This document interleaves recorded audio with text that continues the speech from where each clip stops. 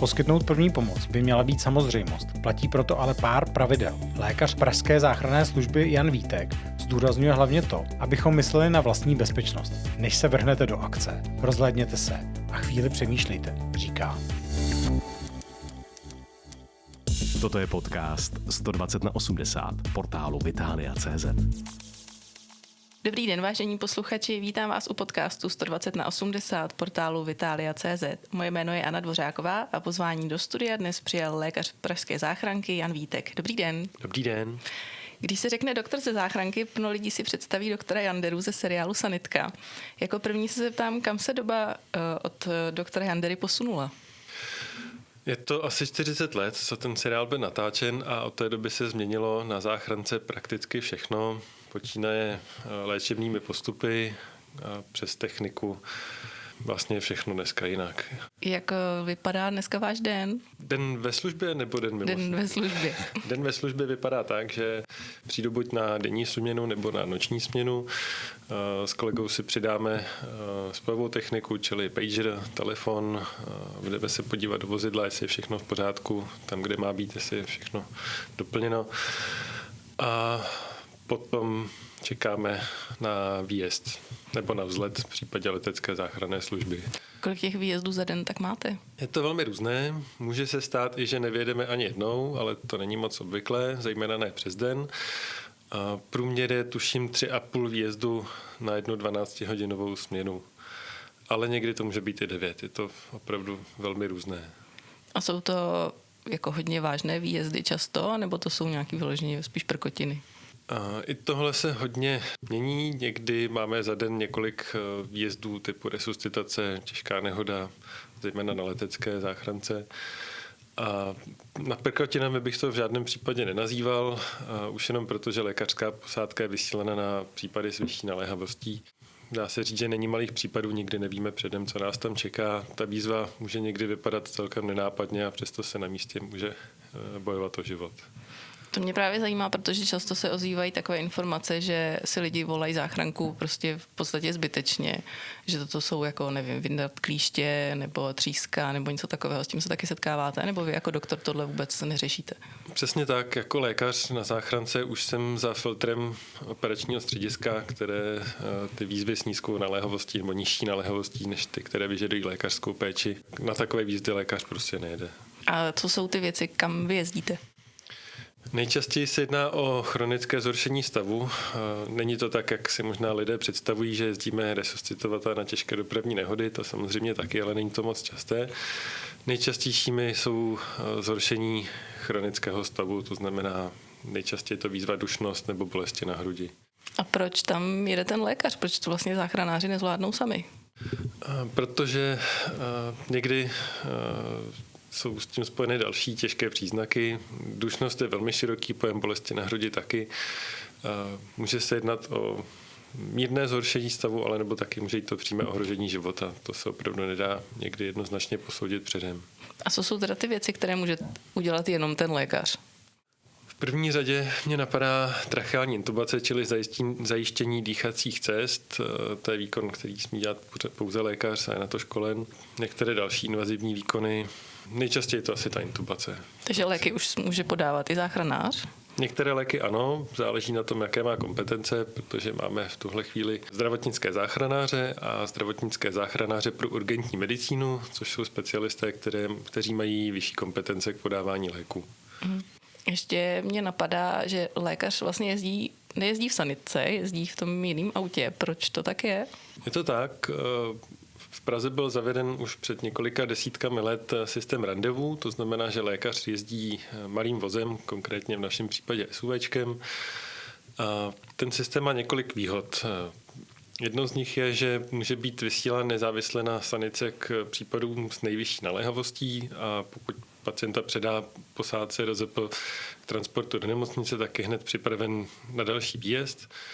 Může to být i kratší dojezdový čas díky lepší průjezdnosti Prahou, rychlejšímu vozidlu. Takže vy už potom nejezdíte tou sanitkou do té nemocnice?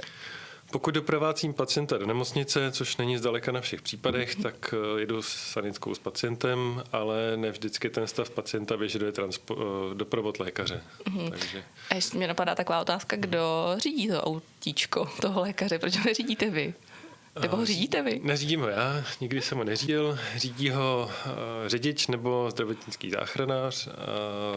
Důvod je ten, že já na to vlastně nemám oprávnění a také kvůli primárně pojišťovně, ale z jiných důvodů musí být vždycky posádka dvoučlenná, takže by tam stejně se mnou musel být někdo další, i kdybych řídil já.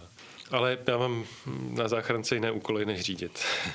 Dobře, jaké jsou ty úplně nejčastější důvody obecně, nejenom jako pro vás jako lékaře, ale kam vyjíždí ta sanitka? Nebo prostě záchranáři? Jak jsem říkal, nejčastější jsou ta zhoršení chronického zdravotního stavu, především seniorní populace, čili dušnosti, bolesti na hrudi, drobnější úrazy, větší úrazy, resuscitace, čili zástava oběhu. To je vlastně spíš takový vrchol než běžná činnost, která by se dělala denně několikrát. Když mluvíte o resuscitaci, z amerických filmů známe spoustu takových těch záběrů, kdy lidi si nepřejou resuscitovat. Setkal jste se někdy s tím taky? A jak to vlastně poznáte? Nebo vy tohle neřešíte vůbec?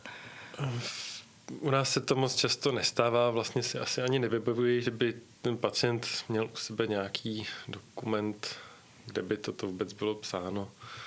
Tak vy ho asi neprohledáváte předtím, ne? To je další věc. My to dost často nevíme předem, jaký je ten stav pacienta před zástavou oběhu, protože přijíždíme na místo, nevíme nic, zejména pokud je to venku, pokud je to v bytě, tak jsme schopni postupně ty informace získávat od příbuzných, volajících. Nicméně i tak musíme nejdřív zahájit resuscitaci nebo se rozhodnout o nezahájení, ale ty informace vždycky dostáváme až postupně. Jaké máte všechny informace, když vyjíždíte? Tísňová výzva obsahuje několik základních informací. Samozřejmě je tam informace, kam máme jet, s upřesněním co nejlepším, jestli se jedná o rodinný dům, byt, patro, zvonek, respektive kdo je na zvonku uvedený, abychom se byli schopni tam snadno dostat. Je tam uvedený obsah té tísňové výzvy, respektive klasifikace, jako základní klasifikace, čili bolesti na hrudi, a k tomu může být ještě nějaké upřesnění toho stavu. Je tam číslo na volajícího, takové v zásadě jenom základní informace o tom, abychom věděli, kam a na co jedeme. Takže vy víte třeba, že ho bolí noha nebo ho tlačí na hrudi a nic víc vlastně nevíte. Typická výzva je třeba stenokardie, čili bolesti na hrudi, a k tomu ještě upřesní, že to trvá třeba hodinu, že to vystřeluje do levé horní končetiny, že je k tomu ještě přidružená dušnost. Takže si můžete udělat předem nějaký jako předběžnou diagnózu nebo vyloženě až když vidíte toho člověka. Je to takové dvojsečné, protože ten předpoklad, na co jedeme, může být velmi zavádějící a lepší si ten obrázek o zdravotním stavu dělat až po té, co vidím toho pacienta, než nějak anticipovat z té výzvy, o co se může jednat, a potom to třeba podhodnotit. Máte nějakou oblíbenou věc, ke který rád jezdíte? Tak pracuji na letecké záchranné službě. Je to zase takové zvláštní to říkat, ale rád lítám na velké úrazy. Baví mě resuscitace, ale samozřejmě nikomu nepřeju, aby nás potřeboval. A něco, co naopak nemáte rád? Myslím, že asi nikdo z nás nemá rád porody. Proč? Taková veselá věc. Pokud jde porod hladce, tak tam skoro nejsme potřeba s nadsázkou, ale pokud nastanou nějaké komplikace, tak v přednemocniční péči máme naprosto minimální možnosti je řešit. Ani se s nimi nesetkáváme a nejsme na to odborníci. A poznáte, když jdete k porodu, jestli to byl vyloženě překotný porod a jestli to bylo plánovaný? Nebo to ani vlastně neřešíte? Tak jako v duchu třeba. To neřešíme, protože ono to nic nezmění na našem postupu, ale dá se to z určitých indicí vytušit. Pokud je na místě dula, tak ta informace, že šla náhodou kolem, není asi úplně relevantní. Jak často k porodu jezdíte? Já na to mám docela, teď nevím, jestli říct štěstí nebo smůlu, ale moc často na porody nejezdím. Jsou kolegové, které to potkává častěji. Přestože se s tím nesetkáváme často, zejména ne s těmi komplikacemi, tak si vždycky nakonec nějak poradíme. A je něco teda, k čemu jezdíte hodně často? Třeba, že máte smůlu přesně na něco? Někdy to chodí v sériích. Když pominu ty úplně běžné výjezdy typu dušnosti bolesti na hrodě, jak jsem zmiňoval, tak někdy přijdou takové série, asi nic konkrétního nenapadá, ale někdy je to stav, který třeba vidíme výjimečně, ale pak se to stane 3krát za sebou, 2krát, 3krát. Když vidíte takhle jako ošklivý věci často, předpokládám, tak máte nějakou psychickou podporu taky, nebo jak se vybijete potom? Jedna věc je, že je na to člověk tak nějak zvyklý. Já osobně si uvědomuji, že to plně jinak vnímám, když jsem tam jako profesionál s kompletním vybavením a za účelem poskytnout první pomoc. Ale pokud bych se do stejné situace dostal jako laik bez vybavení, tak by mi to určitě bylo více nepříjemné. A jak byla otázka? Jak se psychicky srovnáváte, Jo, tak s tím, co vidíte všechno? Jsme na hodně zvyklí, to asi je tak, ale pak nastanou mimořádné události, které se nedí běžně, ať už to jsou ty těžké úrazy, nebo úmrtí mladého člověka, potom událost, která byla loni na konci roku, samozřejmě naprosto mimořádná pro nás všechny. Takže se s tím jednak můžeme vypořádávat každý způsobem, který nám vlastní a který umíme, ale máme taky možnost psychosociální intervenční služby, kterou nám dává záchranka. To znamená, že pokud máme výjezd na nějakou takovouhle mimořádnou událost, psychicky náročnou, tak se nám sami ti píři ozvou, jestli od nich něco nepotřebujeme. A už jste musel využít? Nabídku jsem dostal, ale zatím jsem ji nevyužil. Dobře. Pojďme teď si říct nějakých pár zásad první pomoci. Třeba když jdu po ulici a někdo tam leží na zemi, co můžu jako první udělat? Mám hned volat, anebo jako záchranku myslím, anebo něco jiného? Na prvním místě bychom měli vždycky myslet na vlastní bezpečnost, čili aspoň se rozhlédnout. Toho člověka určitě nejdřív nahlas oslovit, než na něj budete šahat. Protože se může stát, že se po vás ožene, takže třeba být opatrný. Je potřeba zjistit, jestli dýchá normálně, jestli je při vědomí. Jak to zjistíme, jestli dýchá? Ucho k nosu, nebo? Dá se říct, že ano. My to děláme tak, že dáme ucho k nosu a díváme se přitom zároveň, jestli se zvedá hrudník. A samozřejmě také poslechem. Ten stav vědomí zjistíme jednak tím oslovením, v případě, že nereaguje, tak s ním můžeme zatřást. Potom voláme záchranu 155. A operátorka už dále potom navádí, co potřeba dělat. Na základě těch zjištěných informací stavu potom dává instrukce, co s tím pacientem dál.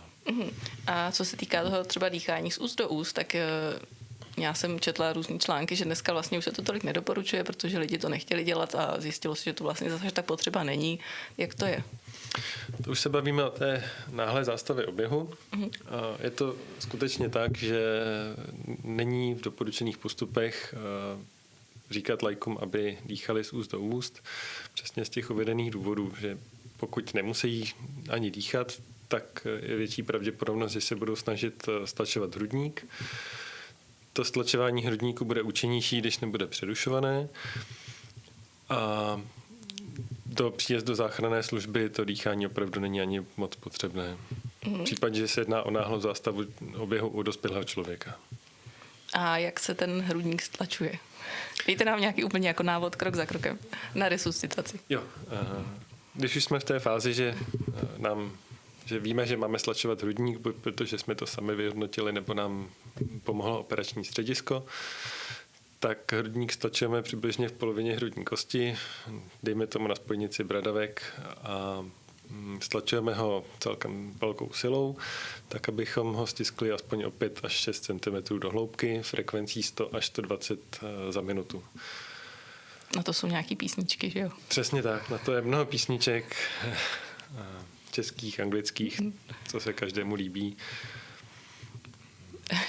Někdo se toho opravdu... Pokud máte nahlas telefon, tak vám operátorka říká teď.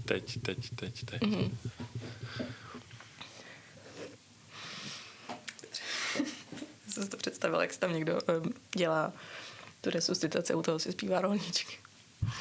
To by si asi nespíváte, že jo? Vy už máte ten rytmus v těle. My to máme přesně tak, my to máme naučené. Někteří kolegové zdravotniční záchranáři dokážou stlačovat opravdu dokonale přesně stále stejnou frekvencí, stejnou hloubkou.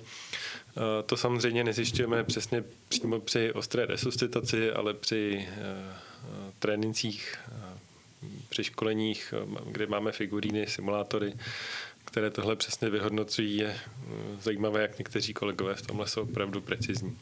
Jak dlouho stlačujeme? Nebo jak dlouho to má trvat? Lajkové stlačují do příjezdu záchranné služby. Pak resuscitaci převezmeme a pokračujeme v resuscitaci. By to ti zajímalo, když byla Pobřežní hlídka, že seriál, tak tam vždycky 10krát stlačili a najednou ten člověk se probral a začala z něj téct ta voda. Tak když se ten člověk probere, tak jak to vlastně vypadá? Nebo zažije to takhle ten laik? A velmi pravděpodobně to laik nezažije, pokud nebude mít po ruce automatický externí defibrilátor, protože pokud se jedná o tu náhlou zástavu oběhu u dospělého člověka, tak velmi pravděpodobně příčinou onemocnění srdce, respektive něco, čemu říkáme maligní arytmie, komorová fibrilace. A to je stav, který bez defibrilace nejsme schopni ovlivnit stlačováním hrudníku. Takže my tím stlačováním hrudníku jenom dáváme tomu pacientovi šanci, aby tím, že dochází k prokrvení a okysličení mozku aspoň částečným způsobem, se zlepšila šance, že to přežije poté, co přijde záchranka. Ale ta laická resuscitace je naprosto klíčová pro to, aby to dopadlo, nebo mohlo dopadnout dobře. Pokud nebude probíhat laická resuscitace do příjezdu záchranky, což je v průměru 8 minut, tak ta šance na kvalitní přežití se dramaticky snižuje. Jak jsou na tom Češi s poskytováním pomoci? Chtějí? Nebo jim to vadí? Jsou na tom velmi dobře. Máme jedny z nejlepších čísel v Evropě, možná na světě. Teď se nejsem jistý, jestli to 80 nebo 90%, něco takového v poskytnutí první pomoci, respektive neodkladné resuscitace.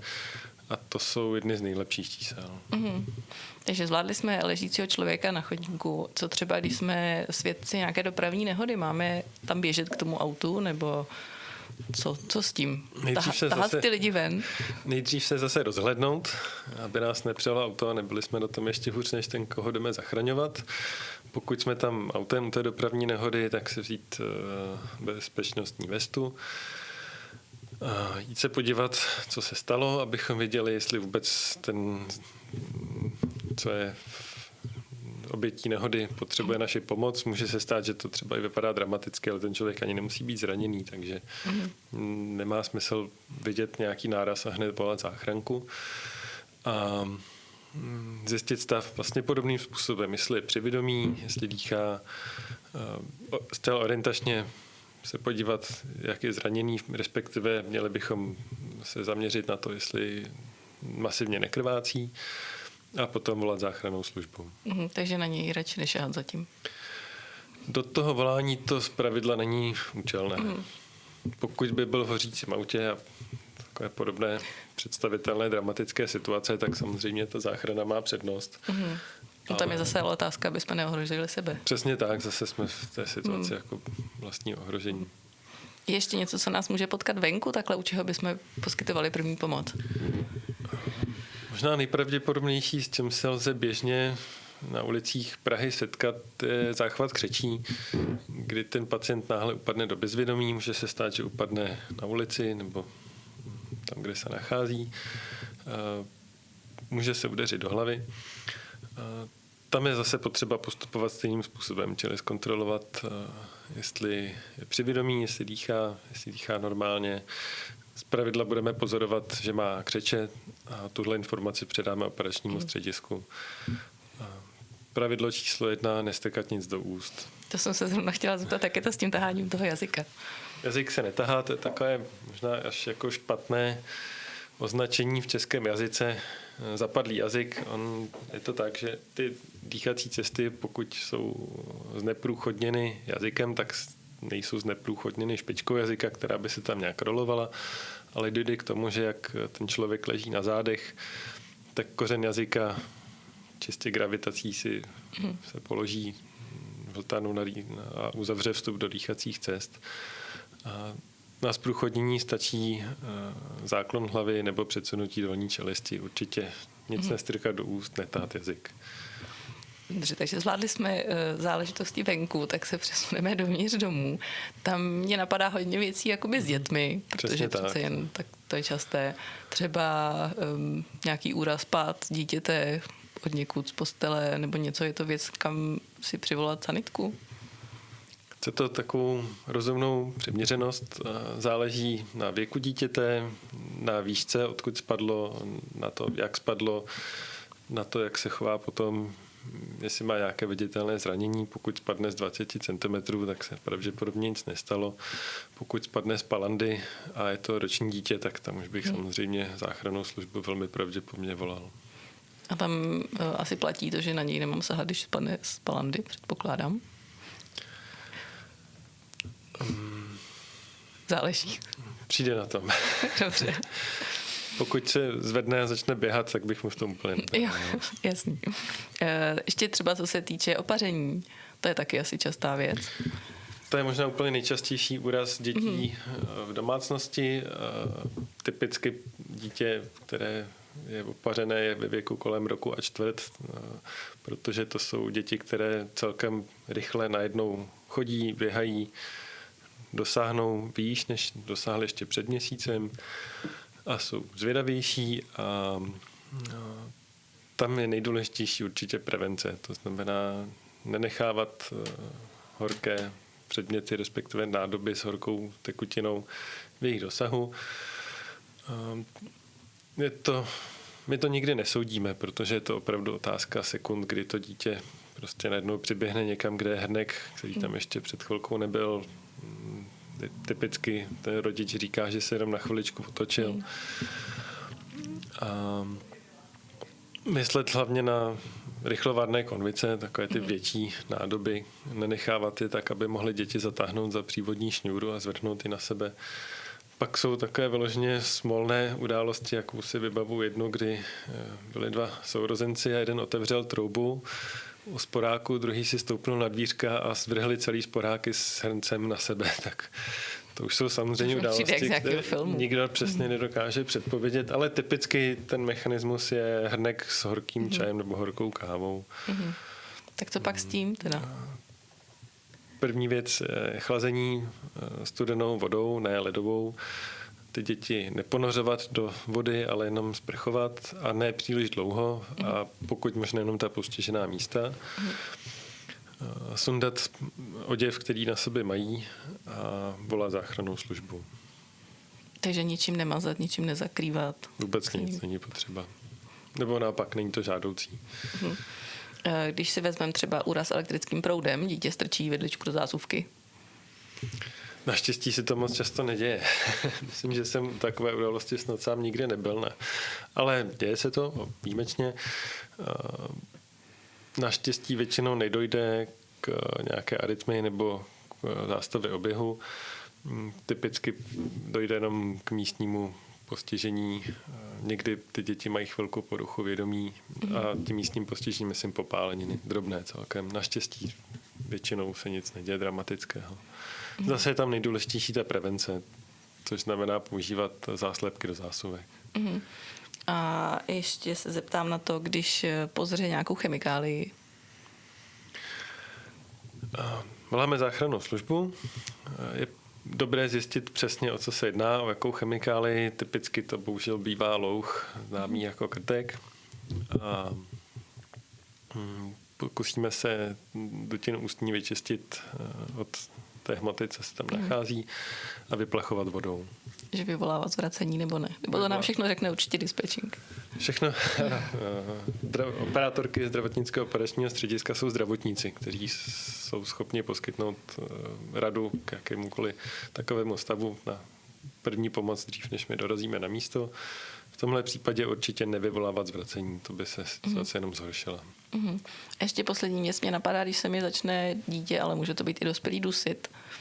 Tak Dušení může mít mnoho příčin. U dětí se buď může jednat o onemocnění, akutní laryngitidu, typicky v dnešní době, anebo se může jednat o vdechnutí cizího tělesa. To jsou úplně různé stavy, které Tady vezmu to třeba při jídle, se začne dusit. Bouchat do zad, nebo co? Přesně co tak. S tím? Záleží na věku, váze, velikosti dítěte. Nejdřív s tím vypozovacím manévrem je bouchání mezi lopatky. V případě, že to nefunguje a je to větší dítě, tak se používá Heimlichův manévr, čili mačkání břicha pod žaludkem ze zadu. Jak někdo třeba u malého dítěte ho vezme za nohu, prostě ho převrátí a snaží se to z něj vyklepat, tak Ne, co úplně s tím? ne. Pokud je to dítě, které udržíme v ruce, jednoduše řečeno, tak se ho položíme jako do dlaně, hlavou dolů, ale nedáváme ho hlavou úplně dolů, jenom tak jako, chtělo by to vidět, mírně dolů a plácáme mezi lopatky. Takovou přiměřenou silou, aby to bylo účinné, ale zase ne úplně příliš velkou silou. Ještě mě napadá, když vlastně tohle všechno zvládneme, tak je potřeba, aby ho viděl doktor, to dítě, které se mi takhle jako dusilo, ale vlastně jsme to zvládli a už je v pohodě. Pokud je úplně v pohodě, tak když dorazíme na místo, vyhodnotíme, že už jaksi situace pominula, nedošlo přitom k nějakému promodrání nebo zhoršení stavu v rámci toho dušení, tak ho někdy ponecháváme na místě, ale je to velmi individuální. A ještě mě napadá poslední věc, takhle doma, hodně lidí má doma monitor dechu pro miminko v postýlce. Co s tím, když začne houkat? Protože lidi si říkají, jsem v bezpečí, mám monitor, ale vlastně nevědí, co pak, když nedej bože se ozve alarm. Když se ozve alarm, tak se půjdu na dítě podívat a vyhodnotím situaci. Ty alarmy naštěstí bývají většinou falešně pozitivní. V případě, že zjistíme, že dítě opravdu nedýchá, tak s ním nejdřív budeme manipulovat, zjistíme, jestli se nedozdýchá při manipulaci. Pokud stále ne, tak zahájíme laickou resuscitaci a voláme záchrannou službu. A u dětí je to jinak než u dospělých, předpokládám. Ano, tam začínáme vdechy, protože tím, že ta příčina je primárně dechová, tak zahajujeme vdechy. A kolik vdechů, kolik smáčknutí? U dětí se to liší podle výšky váhy, teda ne výšky váhy, podle věku. Jak to je? Dejte mi konkrétní rady. U dětí, které jsou ve velikosti už, řekněme, malého dospělého, je ten poměr standardně 30:2, u menších dětí 15:2. Ještě se zeptám na tu prevenci.